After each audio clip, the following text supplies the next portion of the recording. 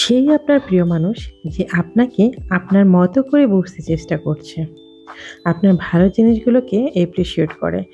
ভুল কিছু দেখলে সেটা আপনাকে ধরিয়ে দেয়, শিখিয়েও দেয়। অন্য আর ১০ জনের মতো সমালোচনা করে না। হয়তো এমন মানুষ আমাদের জীবনে খুব কমই আছে। তবে যারা আছে তারাই আমাদের সবচেয়ে কাছের মানুষ, আপন মানুষ, প্রিয় মানুষ। সুপ্রিয় দর্শক, আসসালামু আলাইকুম। আমি লাকি, ঢাকা থেকে বলছি। লাকি কুকিং হাউসের পক্ষ থেকে আপনাদের সবাইকে শুভেচ্ছা জানাচ্ছি। কাছে কিংবা দূরে, দেশ এবং দেশের বাইরে যে যেখান থেকে আমার আজকের ভিডিও দেখছেন, আশা করছি আপনারা সবাই খুব ভালো আছেন। আমিও আলহামদুলিল্লাহ আপনাদের সকলের দয়ায় বেশ ভালোই আছি। আরেকটি নতুন ভিডিও নিয়ে আপনাদের মধ্যে হাজির হয়ে গেলাম। যারা আমার এই চ্যানেলের রেগুলার ভিউয়ার্স রয়েছেন তারা হয়তোবা জানেন আমার এই চ্যানেলে সবসময় কুকিং রেসিপি দেওয়া হয়। তো এখন থেকে ভাবছি আপনাদের সাথে কুকিং উইথ ব্লগ দুটোই শেয়ার করব। এর আগের এপিসোডেও কিন্তু আমি একটি ব্লগ ভিডিও শেয়ার করেছি, আজও তার ব্যতিক্রম কিছু নয়। এখানে আমি আপনাদের সাথে সব ধরনের ভিডিও শেয়ার করব, রেসিপি থেকে শুরু করে ব্লগ এবং যাবতীয় সব কিছুই, আমার এভরিথিং লাইফস্টাইল ব্লগগুলো আপনাদের সাথে শেয়ার করব। তো সকালবেলা বেলকনিতে চলে এসেছি। এখানে আমার বেশ কিছু পাখি রয়েছে, আমার পাখি বেশ ভালো লাগে। আর যে কারণে আমার বেলকনিতে কিন্তু বেশ কিছু পোষা পাখি রয়েছে। এই যে দেখতে পাচ্ছেন এখানে একজোড়া লাভবার্ড রয়েছে। এই পাখিগুলো কিন্তু আমি রিসেন্টলি নিয়েছি। দেখতে কিন্তু অনেক সুন্দর আর কালারফুল।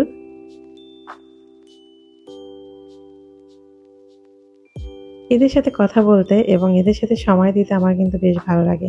সারাদিনের কর্মব্যস্ততার ফাঁকে আমি যখন এদের সামনে এসে বসি তখন মনে হচ্ছে যেন আমার সারাদিনের সমস্ত ক্লান্তিগুলো দূর হয়ে যায়। এখানে যে পাখির জোড়া দেখতে পাচ্ছেন এটা হচ্ছে বাজিঘর। এই বাজিঘর পাখিটা হচ্ছে আমার ফার্স্ট টাইম কেনা। তো এই পাখিটা কিন্তু অনেক অনেক বাচ্চা দেয়।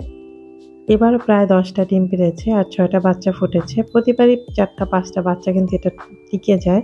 তো দুঃখের বিষয় হচ্ছে আমার খাঁচা থেকে কিন্তু ম্যাক্সিমাম পাখি উড়ে যায়। মাঝে মাঝেই হয়তোবা কোনো না কোনো কারণে খাঁচা থেকে পাখিগুলো উড়ে যায়। তো আজকে আপনাদের সাথে আমি বাসার তেমন কিছু ভিডিও শেয়ার করছি না। আজকে হচ্ছে যাব আমরা একটু বাহিরে। আপনার ভাইয়া একটা বাইক কিনবে আর সেই সাথে আমিও একটা জিনিস কিনবো। তো ভিডিওটি আপনারা দেখতে থাকুন, দেখলেই বুঝতে পারবেন আমি কোথায় যাচ্ছি, কি করছি আর কি কেনাকাটা করছি। আশা করছি ভিডিওটি আপনারা সম্পূর্ণ দেখতে থাকবেন এবং ভিডিওটি স্কিপ না করে আমাদের সঙ্গেই থাকবেন।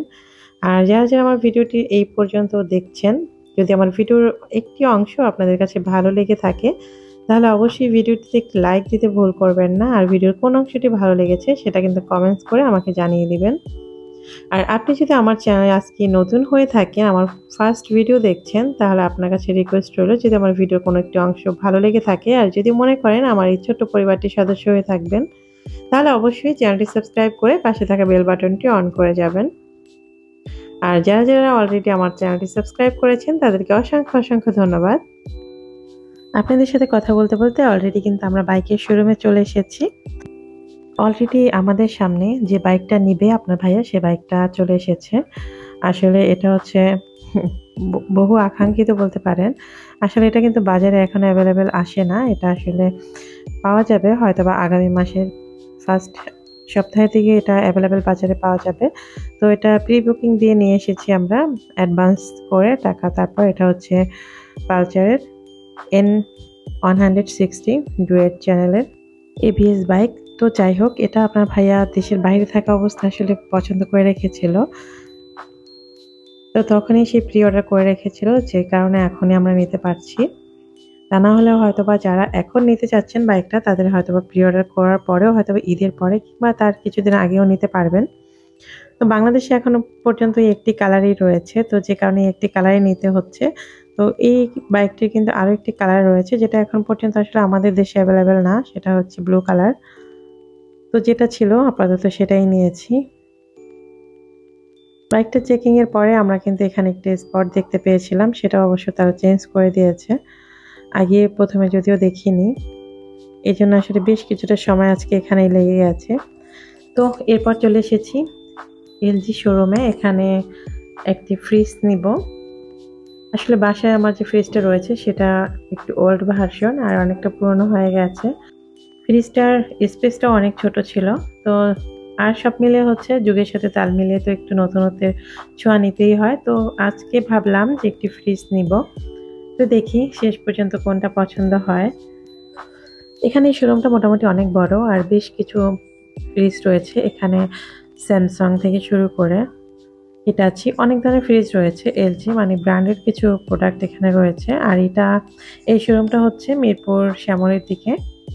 তো আমি সেখানে এসেছি। তো অলরেডি আপনাদের ভাইয়ের একটা ফ্রিজ পছন্দ হয়ে গেছে। এটা হচ্ছে এলজির ডাবল ডোর, মোটামুটি অনেকটা বড়, 688 লিটারের। আমার বাসায় মোটামুটি যতগুলো ইলেকট্রিক প্রোডাক্ট রয়েছে সবগুলোই কিন্তু এলজির, কারণ আমার টিভি ফ্রিজ মোটামুটি আমি এলজির গুলোই ব্যবহার করে থাকি। আর এটার উপর আমার বেশি আত্মবিশ্বাস বলতে পারেন, কারণ আমি এর সার্ভিস সম্পর্কে জানি। এটা অনেক ভালো সার্ভিস দেয়। তো অলরেডি আপনার ভাইয়া যেহেতু এটা পছন্দ করে ফেলেছে, তো তার পছন্দ অনুযায়ী এই ফ্রিজটাই নিতে হচ্ছে। তো অলরেডি আপনার ভাইয়া ক্যাশ কাউন্টারে চলে গেছে ফ্রিজটা নেওয়ার জন্য। আর সবথেকে বড় কথা হচ্ছে আমারও বেশ ভালোই লেগেছে। তবে সত্যি কথা বলতে আমি কিন্তু ভাবিনি যে এত বড় ফ্রিজটা আমি নিব। হয়তোবা বড় ফ্রিজ নিব কিন্তু এরকম ডাবল ডোরের নিব সেটা ভাবিনি। তো সবশেষে আপনার ভাইয়া এটা কিনে দিয়েছে। আমি অনেক খুশি, কারণ এটা আমার একটা পছন্দের ফ্রিজ বা আমার কাছে অনেক ভালোই লেগেছে। তো ফ্রিজটা আমরা পে করে দিয়ে আসছি। ওখান থেকে লোক দিয়ে ওরা হয়তোবা কিছুক্ষণের মধ্যে পাঠিয়ে দেবে। তো আমরা অলরেডি বাসায় চলে এসেছি। কারণ বাসায় এসে ফ্রিজ কোথায় রাখবো সেটা নিয়ে জায়গাটা তো আমাদের খুঁজে বের করতে হবে। আর মোটামুটি ফ্রিজটা বড়, একটা বড় জিনিস বাসায় যখন সেটিং করতে হয় তখন কিন্তু অনেকটা জায়গার প্রয়োজন হয়। আর এটা মোটামুটি একটি আলমারির মতোই। তো এটা অনেক বেশি স্পেস নিয়েছে। আর সব থেকে বড় কথা হচ্ছে আমার রুমের যে ওয়ালটা রয়েছে এটা কালারটা হচ্ছে ইয়েলো, যে কারণে কোনো ফার্নিচার কিন্তু ঠিকঠাক ফোটে না। আর আমার কাছে কিন্তু একদমই ভালো লাগে না, এরকম রং আসলে আমার পছন্দ নয়। তারপর কি করব, কিছু করার নেই, ভাড়া বাসা যেহেতু থাকি এটা আসলে অ্যাডজাস্ট করে নিতে হচ্ছে। ইনশাল্লাহ খুব শীঘ্রই হয়তোবা নিজের বাসায় চলে যাব, তখন হয়তোবা নিজের পছন্দ অনুযায়ী ডেকোরেশন করে নেব। ফ্রিজটা বাসায় উঠিয়ে প্রায় 4 ঘন্টার মতো অফ করে রেখেছিলাম। এরপর অন করে রেখে দিতে হবে প্রায় 10 ঘন্টার মতো, এটাই আসলে বলে দিয়েছিল। এতে করে ফ্রিজটা ঠান্ডাও থাকবে এবং এটা কম্প্রেসারটা ভালো হবে। তো যাই হোক, আমি একটু উপর থেকে নিচ পর্যন্ত দেখিয়ে দিচ্ছি। আর ফ্রিজটার রং হচ্ছে ব্ল্যাক, দেখতে কিন্তু বেশ সুন্দরই লাগছে। আমার তো দারুণ পছন্দ হয়েছে। তো এরপরে যে ইফতারের জন্য আজকে এখানে আমি ডেজার্ট তৈরি করছি, ফালুদা তৈরি করব। সেজন্য এখানে আমি 2 লিটার মতো দুধ নিয়েছি। আর দুধটা যেহেতু ফ্রিজ থেকে বের করেছি একদম বরফ রয়েছে। আর আমি বরফ অবস্থায় কিন্তু এটা কেটে তারপরে জাল করে নিয়েছি। অলরেডি কিন্তু দুধটা বলক চলে এসেছে। এরপর আমি এখানে কাস্টার্ড পাউডার, মানে প্রায় 4 চামচ পরিমাণ কাস্টার্ড পাউডার কিছুটা ঠান্ডা দুধের মধ্যে মিশিয়ে নিচ্ছি। কাস্টার্ড পাউডার দিয়ে যখন আমরা এখানে ফ্রুট কাস্টার্ডটা তৈরি করি সাধারণত এভাবেই কাস্টার্ডটা গুলিয়ে নেবেন, তা না হলে কিন্তু কাস্টার্ডটা গরম দুধের মধ্যে দেওয়ার সাথে সাথে এটা দলা পেকে যাবে, তখন কিন্তু সম্পূর্ণ কাস্টার্ডটাই নষ্ট হয়ে যাবে। তো আজকে কিন্তু আমি অন্য কোনো রান্নার রেসিপি আপনাদের সাথে শেয়ার করছি না, এখানে শুধুমাত্র আমি ফ্রুট কাস্টার্ডটা তৈরি করছি সেটা আপনাদের সাথে শেয়ার করছি। বুঝতেই পারছেন সারাদিন বাহিরে থেকে একদম ক্লান্ত হয়ে গেছি। তারপরও যে রমজান বলে কথা, ইফতারি তো অলরেডি বাসায় ইফতারি কিন্তু রেডি হয়ে গেছে। তো আমি এসে শুধুমাত্র কাস্টার্ডটাই তৈরি করব। তো এখানে যে দুধে বলক চলে এসেছে এর মধ্যে আমি কাস্টার্ড দিয়ে রেখেছিলাম, ফ্রিজে রেখে দিয়েছিলাম প্রায় 3-4 ঘন্টার মতো। এরপরে যে ডিপ ফ্রিজ থেকে বের করে নিয়ে এসেছি, কাস্টার্ডটা কিন্তু অলমোস্ট একদম ঘন হয়ে গেছে আর একদম দইয়ের মতো লাগছে। আর এই যে সাবুদানা সিদ্ধ করে নিয়েছি সেটা কিন্তু আপনাদের সাথে শেয়ার করিনি, আমি আসলে টোটালি রেসিপি আকারে শেয়ার করছি না। আর এই ধরনের কাস্টার্ড রেসিপি তো অলরেডি আমার চ্যানেলে দেওয়া রয়েছে। তারপর আজকে কি করলাম সেটা ভাবলাম যে একটু আপনাদের সাথে জাস্ট শেয়ার করি। তো আমি সাবুদানাটা কিন্তু আগে থেকে ফুটিয়ে রেখেছি, ফুটিয়ে এটা ঠান্ডা করে নিয়েছি। আর এখানে বিভিন্ন ধরনের ফ্রুটস কেটে নিয়েছি। আপনারা আপনাদের ইচ্ছে অনুযায়ী যে কোনো ফ্রুটস ব্যবহার করতে পারেন। অবশ্যই এখানে কোনো রসালো ফ্রুটস ব্যবহার করবেন না, মানে যে ধরনের ফ্রুটস থেকে পানি ছেড়ে দেয়। যে কোনো কাস্টার্ড বা ফালুদা যাই তৈরি করেন না কেন সেখানে কিন্তু কোনো প্রকার রসালো ফ্রুটস ব্যবহার করা যাবে না। আমি এখানে আঙুর নিয়েছি, আনার নিয়েছি, আপেল আর হচ্ছে কলা ব্যবহার করছি। আর সাধারণত আমার কাছে এই ধরনের ফ্রুটসগুলোই এইসব কাস্টার্ড বা ডেজার্টের জন্য আমি পারফেক্ট মনে করি বা আমার কাছে ভালো লাগে। যে কারণে আমি এই ধরনের ফ্রুটসগুলোই ব্যবহার করি। এটা তৈরি করা কিন্তু একদম ইজি, খেতে কিন্তু দারুণ মজার। এরপর দিয়ে দিচ্ছি আমি আরও কিছুটা দই। এখানে মিষ্টি দই ব্যবহার করছি, আপনারা চাইলে এখানে টক দইটাও ব্যবহার করতে পারেন। ইফতারের সময় প্রায় হয়ে আসছে, তো আমি এখন গ্লাস এগুলোকে সার্ভ করে নিচ্ছি। তবে হ্যাঁ, আপনারা চাইলে এখানে কিন্তু জেলো ব্যবহার করতে পারেন, বাসায় বিভিন্ন রকমের জেলো তৈরি করে নিতে পারেন আগার আগার পাউডার দিয়ে। তবে আজকে আমি এখানে কোনো প্রকার জেলো ছাড়াই কিন্তু ফ্রুট কাস্টার্ড তৈরি করছি, যেহেতু এখানে আমি শুধুমাত্র ফ্রুটস দিয়ে তৈরি করছি আর সাবুদানা দিয়ে। আর আমার কাছে কিন্তু কাস্টার্ডটা এভাবে খেতেই ভালো লাগে।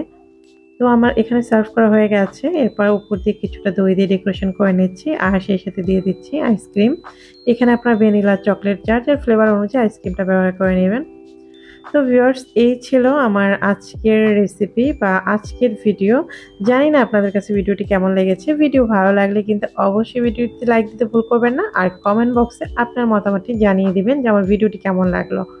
আজ তাহলে এই পর্যন্তই, দেখা হবে পরবর্তীতে নতুন কোনো ভিডিও নিয়ে। ততক্ষণ আপনারা সবাই খুব ভালো থাকবেন, সুস্থ থাকবেন এবং আমার জন্য দোয়া করবেন। ভিডিও ভালো লাগলে চ্যানেলটি সাবস্ক্রাইব করে পাশেই থাকবেন। আল্লাহ হাফিজ, আসসালামু আলাইকুম।